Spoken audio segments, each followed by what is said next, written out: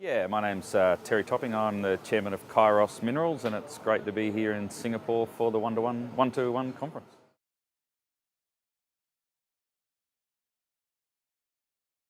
Yeah, the company's focused on gold as a main commodity.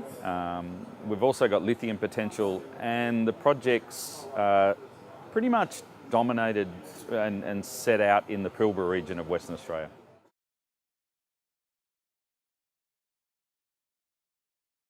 We're calling it the Pilbara Gold Project, of which we've got numerous tenements spread out over a 200 kilometre by 100 kilometre area.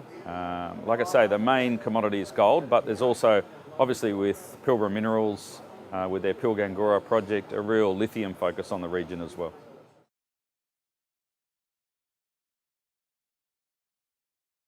So the company has a technical team based in Perth. Obviously the Pilbara is a few hours away by plane, but in Australia that's not that far.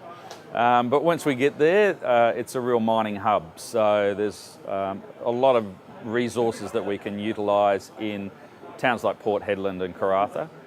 We use strike drilling to do our drilling, RC drilling. DDH1 have done diamond for us, and we use New Exco as another consulting firm to provide extra technical support to also the internal people working at Kairos.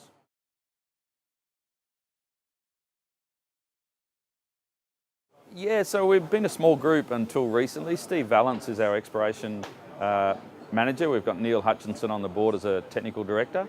And one of the major shareholders is Tyrannah Resources, and Bruno Sinek is a non-exec director in our board and the managing director for Tyrannah.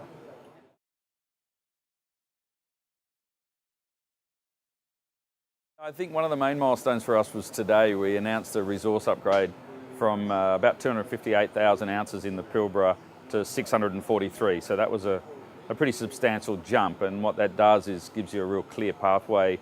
Heaven forbid talking about going mining, but as an exploration company, that's where you want to head to, and that gives us a fantastic sort of base to work with in the area.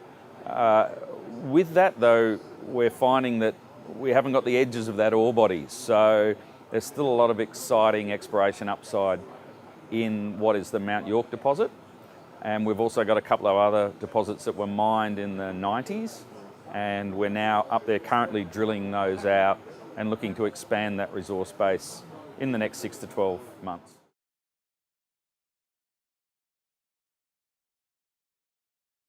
Yeah, I think we've got a solid resource base in the Pilbara now. There's also been exciting developments with the discovery of very coarse, nuggety gold in the conglomerates in the Pilbara.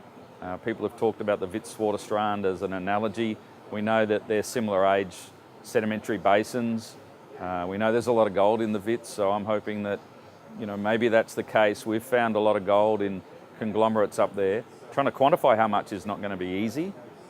But if we've got a solid resource base already, I think that really helps us work on both areas. One, the conventional sort of banded iron formation gold in the Archean, and then also this new style of mineralisation, which is putting up pretty spectacular sort of gold nuggets and results, which the markets seem to like a lot last year, and I think it will in the future as well.